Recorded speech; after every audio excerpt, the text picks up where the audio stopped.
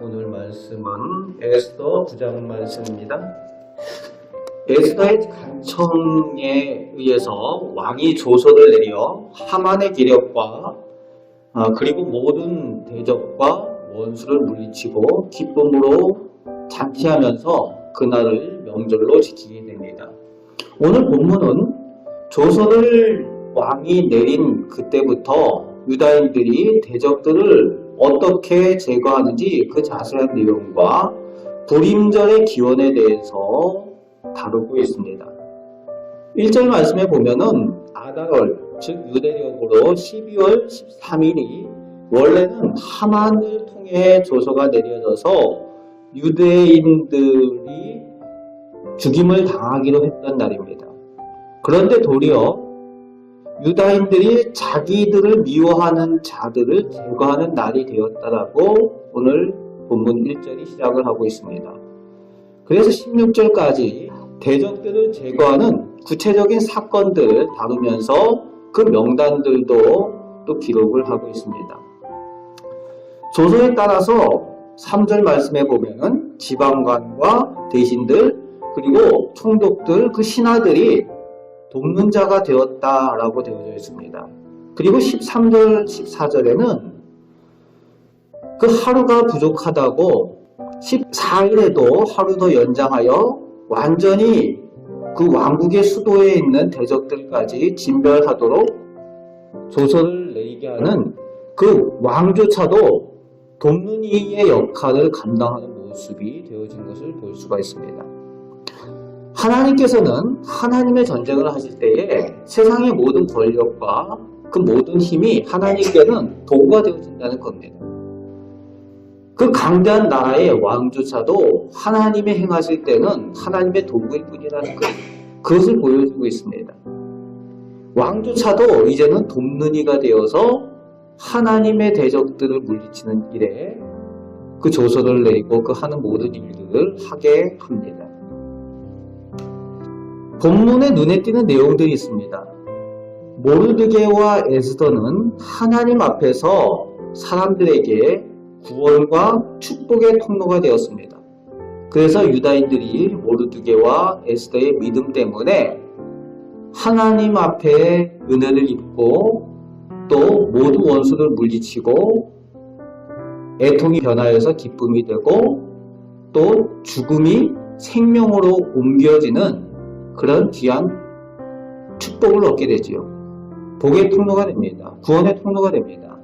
하지만 그 반대로 하만은 그의 교만 때문에 그의 10 아들이 저주를 받고 멸망을 당하게 되는 저주와 멸망의 통로가 되는 하만의 이야기가 나오고 있는 거죠. 그래서 그 아들들의 명단이 오늘 본문 가운데 7절부터 기록이 되어져 있습니다. 그 아들들이 나무에 달리게 돼요. 하만만 달린 것이 아니라 그 아들들까지 그 아버지의 교만함과 그 잘못함 때문에 유다인들의 대적이 되고 그리고 저주와 그 멸망당하게 됩니다. 자식들이 아비를 본받게 되어져 있죠. 그래서 유다인들의 대적이 되옵니다. 그리고 하나님의 대적이 되는 거예요. 그래서 부모님들이 우리 자녀들에게 어떤 모습을 보여주는가가 참 중요합니다. 하나님을 잘 섬기는 부모님들의 모습을 통해서 자녀들이 그 하나님을 믿는 그 믿음을 본받을 가능성이 더 큰 거죠. 하만의 아들들이 무엇을 했는가라는 내용이 오늘 이 성경에는 나와 있지 않지만 괜히 가만히 있는 아들들을 매달진 않았을 거라는 거예요. 그들이 유다인들에 대한 적대적인 행위와 또 하나님을 대적하는 그런 일들을 했기 때문에 에스더가 그 하만의 아들들을 나무에 매달아 달라고 요청을 했을 거라는 거죠. 이 본문을 통해서 우리는 우리 곁에 있는 가족들, 우리 곁에 있는 자녀들, 그리고 우리 곁에 있는 이웃들에게 구원과 축복의 통로가 되어지는 믿음의 백성이 다 되시길 바랍니다. 그럴 때에 하나님의 은혜를 함께 보고 감사하며 간증하는 일들이 있게 될 줄로 믿습니다. 또 눈에 띄는 것이 10절과 15절 그리고 16절 끝부분에 보면은 그 원수들 다 제거하지만 그 재산에는 손대지 아니하였다라는 내용이 나오고 있어요. 왕의 허락을 받아서 그 원수들을 진멸을 하고 하지만 백성들이 사사로운 욕심을 가지지 않았다는 거예요. 왕은 조서를 내릴 때에 그 재산들도 탈취할 수 있도록 그것을 허락합니다. 하지만 백성들은 그 재산들을 건드리지 않았다는 거예요. 원수들이 하는 것처럼 똑같이 하지 않는다는 거죠. 멸망의 자손들이 하는 것처럼 똑같이 하지 않는다는 겁니다. 다르다는 거예요, 세상과. 그 재산들을 취하지 않는 것은 그 이방 사람들이 가지고 있는 그 재산들의 모양은 우상 숭배와 관련된 재산들이 많기 때문에 더욱이 유다인들이 손을 대지 않았을 거라는 거죠. 하나님의 백성은 하나님의 백성다운 모습이어야 한다는 것이 오늘 그들이 원수들을 진멸하지만 그들의 재산에 대해서는 손대지 아니하였다라는 것을 통해서 보여주고 있습니다. 오늘 우리도 하나님의 백성답게 하나님의 자녀들답게 세상 사람들과 다른 모습으로 서야 될 줄로 믿습니다. 그리고 이제 17절부터 끝절까지 이 구원받은 날, 생명을 얻고 원수를 물리친 날을 기념하는 그 명절을 불임절이라 이름한 이유에 대해서 그 근원에 대해서 설명을 하고 있는데 불이란 단어는 제비 뽑다라는 단어죠. 제비를 뽑다. 원래는 유다인들을 죽이기로 그 결정하는 그 제비를 뽑는 그것이 불인데 그 날의 이름을 그 명절의 이름을 불임절이다 라고 이름을 지었다라고 설명을 하고 있습니다. 원수들에게 죽임을 당할 수밖에 없었던 그때에 하나님께서 구원하여 주신 날로 감사하며 그 기쁨을 함께 나누며 잔치하는 날 그 명절이 불임절이 됩니다. 그 은혜를 기억하며 함께 나누는 날이 돼요. 그 날을 어떻게 지키는가에 대한 내용이 22절 나오고 있습니다.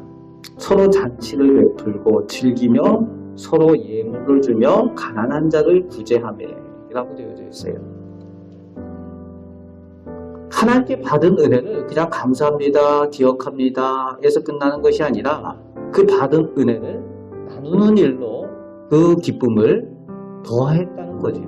감사는 나눌수록 그 감사가 더 커지고 기쁨은 나눌수록 더 큰 기쁨을 누리게 된다는 것을 유대인들의 이 불임절을 통해서 볼 수가 있습니다.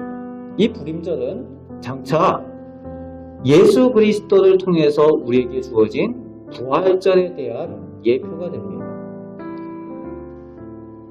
원수 사탄 그 사망의 그 멸망의 그 권세 아래에 죽을 수밖에 없었던 우리, 그리고 그 멸망과 사망의 그늘에서 실제로 그 우리의 죄를 지고 죽으셨던 예수님께서 사흘 만에 죽음에서 생명으로 부활하신 그날이 잔치날이 되는, 그것을 기억하고 기념하는 그 부활절의 예표가 되는 것이 오늘 불임절입니다. 그래서 우리는 부활절이나 또 하나님께서 우리에게 주시는 그 은혜의 날들, 그 기독교 절기들을 어떻게 지켜야 되는가에 이 불임절에 유다인들이 한 것처럼 함께 그 기쁨을 나누고 감사하고 또 우리 곁에 있는 이들과 함께 하나님께서 베풀어 주신 그 은혜를 기억하며 기념하며 지내는 날이 그 절기고 믿음의 명절이라는 것을 가르쳐주고 있습니다. 오늘 본문을 통해서 우리는 우리가 얼마나 하나님께로부터 받은 은혜들을 기억하고 감사하며 그것을 기억하며 나누길 위하여 노력을 하고 있는가 돌아보시며 더욱 하나님께서 주신 그 은혜를, 그 받은 기쁨과 그 감사를 나눌 수 있는, 그것을 통해서 우리가 복의 통로의 역할을 감당하시는 우리 성도들이 되시길 바랍니다. 그 은혜의 간증들, 그 감사의 고백들이 있게 될 때에 우리 가정과 우리 자녀들이 우리의 신앙을 보고 또 하나님의 은혜 가운데 나아가게 되는 그 축복의, 그 믿음의 축복을 누리게 될 줄로 믿습니다. 오늘도 하나님의 은혜를 사모하며 살아가시는 우리 복된 성도들 되시기를 주님의 말씀으로 축복합니다. 아멘. 기도하겠습니다. 사랑의 주님께서 오늘도 저희와 함께 하시고 저희들에게 필요한 것을 채우시며 또 저희들에게 선한 계획을 가지고 인도하여 주시는 줄 믿습니다. 저희가 알지 못하지만 하나님께서는 끊임없이 저희에게 돕는 이들을 허락하여 주시고 또 하나님께서 끊임없이 저희에게 은혜 베풀어 주심을 저희가 늘 볼 수 있는 영의 눈이 열려 또 영의 귀가 열려 듣게 하시고 보게 하여 주옵소서. 또 저희의 모습을 통하여 저희 곁에 있는 이들이 함께 하나님의 복을 누리는 복의 통로가 되는 저희 모든 성도들 다 되게 하여 주옵소서. 오늘도 하나님의 은혜로 풍성하게 누리며 살아가길 원합니다. 하나님 저희를 통하여 영광 받아 주옵소서. 예수 그리스도의 이름으로 기도합나이다. 아멘.